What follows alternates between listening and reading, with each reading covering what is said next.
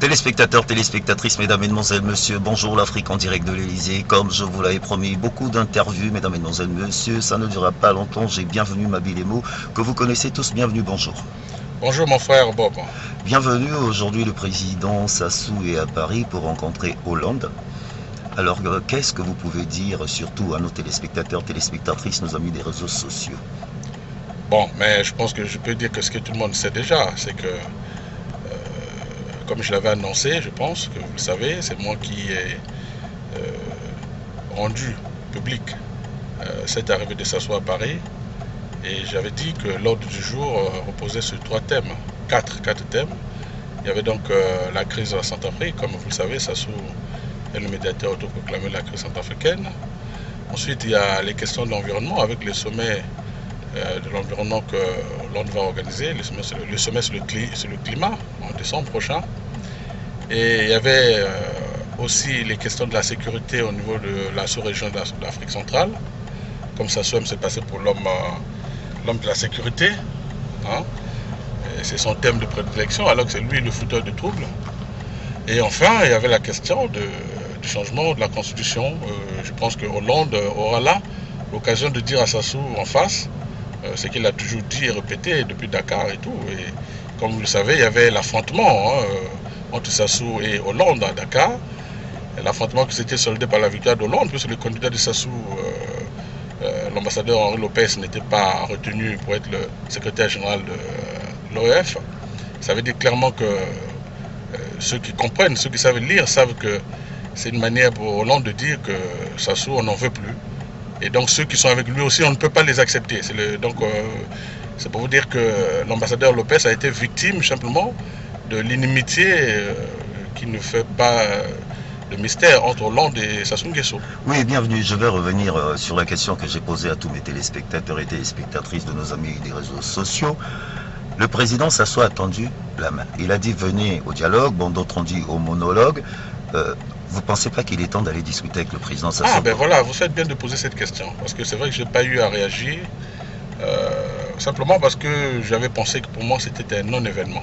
Et aussi, quand j'ai vu que d'autres politiques avaient déjà réagi, allaient dans le même sens que moi, alors je me suis dit, ce n'était peut-être plus opportun pour moi de réagir, parce que trop de réactions à un événement qui n'en est pas un, c'est un peu comme en donner de l'importance. Bon, mais je vous dis une chose, moi, ce que je peux dire que les Congolais n'ont peut-être pas observé ou n'ont pas relevé, c'est que si vous observez bien, vous allez voir que Sassou, après ces fameuses consultations qui ont été boycottées par l'opposition, a donc convoqué son fameux dialogue. Bon, mais si vous observez très bien, il l'a fait tout seul, c'est-à-dire dans son coin. Il arrête d'abord la décision de convoquer ce dialogue. Il le fait pas en concertation avec qui que ce soit de l'opposition. Ensuite, il propose, ou du moins il impose, une commission préparatoire qui est totalement monolithique, c'est-à-dire qu'aucune personnalité de l'opposition n'est dedans, n'est à l'intérieur, ou n'en fait partie. Bon, quand vous voyez comme ça, pour moi, c'est un message clair que ça s'envoie à l'opposition. C'est une manière de dire, vous n'avez pas voulu participer à mes consultations, désormais, pour moi, je fais sans vous. Donc, il n'a pas eu, pour lui, il pensait que ce n'était pas important d'associer l'opposition à ces dialogues-là. Donc tout ce qu'il dit, quand il dit c'est inclusif, c'est simplement de la poudre aux yeux. Sassou, parce que le fait d'avoir décidé tout seul de la date, de la durée, même des thématiques à aborder, ensuite de la composition de la commission d'organisation, sans associer un seul instant l'opposition, ça voulait dire clairement que pour lui, il n'associera pas l'opposition à ces dialogues, ses amis vont se retrouver, ils vont aller dans le sens que lui souhaite, c'est-à-dire l'évolution des institutions, comme il appelle ça, c'est-à-dire en vérité le changement de la Constitution. Et après, tant pis pour l'opposition. Donc en gros, pour être plus clair, en termes politiques, c'est une déclaration de guerre que ça se vient de faire à l'opposition. Nous venons d'apprendre le limogeage du préfet de Brazzaville, Mundele Ngolo. J'aimerais avoir votre avis.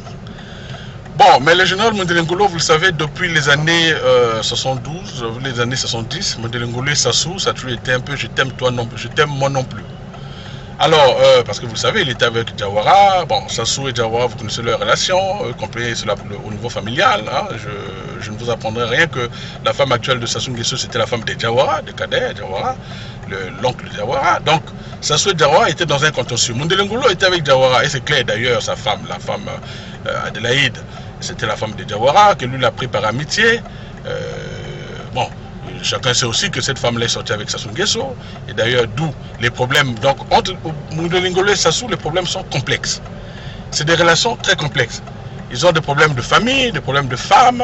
Mundele Ngolo n'a jamais été un pro-Sassou. Lui-même, il avait de l'ambition à l'époque. Bon, finalement, ses ambitions avaient été étouffées. Aujourd'hui, il estime que Sassou a fait son temps et qu'il faut maintenant passer la main.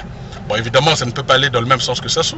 D'où les problèmes que nous voyons aujourd'hui. Donc le limogeage d'Ngolo Mundele Ngolo, qui a écrit des livres, même s'il parle en parabole, comme si c'était de la sagesse, Mboshi, tout ça, c'est des messages clairs pour des gens qui sont initiés, qui savent lire les mots, qui savent lire derrière les chiffres, derrière les lettres, pardon. Ils savent que Mundele Ngolo et Sassou, la discorde ne devait pas tarder à se faire au grand jour. Voilà. Ok, donc pour moi, ce n'est pas une surprise. Ok, bienvenue Fabien Mo. De toutes les façons, j'avais préparer une belle émission avec toi d'ici là. C'était vraiment le direct pour les autres. Pour le monde de la fin, bienvenue si vous retrouvez le président de la République. Si on vous met en face de Sassou tout de suite en sortant de l'Élysée, vous allez lui dire quoi? Oh, moi c'est simple, hein, je l'ai toujours dit. Vous savez, j'étais le premier des Congolais à dénoncer ou à mettre la puce à l'oreille sur la question du changement de la Constitution. À l'époque, Sassou utilisait encore des personnalités comme Mukwege, quand il venait de rentrer au Congo. Mukwege a fait une campagne où il est passé ici en France avec les Ndombi Raymond pour dire que bon voilà, il fallait changer la Constitution parce que cela nous donnait à nous tous la chance, machin. Et moi j'avais été le premier à dénoncer, à tirer la sonnette de l'alarme. Donc je dirais simplement à Sassou ceci. Sassou, pour moi, on peut dire que c'est un père. Comme vous le savez, j'ai des relations d'amitié, de fraternité avec ses enfants. Donc ce n'est pas un secret. Bon, alors, moi, c'est le seul conseil que je donnerais à mon propre père. Je lui dirais, tu as fait 32 ans de pouvoir, il y a eu certainement des choses positives et d'autres moins bonnes. Bon, l'histoire seule en jugera. Aujourd'hui, il est peut-être temps de savoir se retirer parce qu'il faut savoir quitter les choses avant qu'elles ne vous quittent. C'est la sagesse aussi qui le veut ainsi. Et les Congolais ensuite verront par rapport à tout ce qu'il a fait, parce qu'on peut dire qu'il n'y a pas que du négatif, même si moi j'ai toujours reproché à Sassou les meurtres politiques, les assassinats, les empoisonnements, les histoires de sortir avec les femmes des autres, les humiliations des autres personnalités politiques ou des autres Congolais. Sassou a toujours voulu écraser les autres. Et ça aujourd'hui je pense que ça fait une des raisons, hein, c'est une des raisons qui fait qu'il ait peur lui de quitter le pouvoir, parce qu'il s'est dit, si en 92 je suis parti et je suis quand même revenu, cette fois-ci je suis venu, j'ai montré mon vrai visage, est-ce que si je partais cette fois-ci, les gens vont me pardonner? Mais je lui dis que la communauté internationale le sait, que ça peut servir peut-être à autre chose, donc ça serait peut-être opportun aujourd'hui pour lui de savoir partir. Et peut-être qu'il aura un autre destin avant de quitter ce monde. Voilà, c'est le seul conseil que je lui donnerais. Mais s'il insiste, par contre, il est évident, et ça je le dis ici, si Sassou insiste, Sassou finira comme son ami Kadhafi. Ça c'est une évidence. C'était Bienvenue Mabilemo pour Bob et Baka, donc Bonjour l'Afrique en direct de l'Élysée. Merci encore une fois, bienvenue, parce que bientôt nous allons préparer un plateau, juste après le départ du président. Merci. C'est moi qui te remercie, bienvenue. Vive la République, vive le Congo.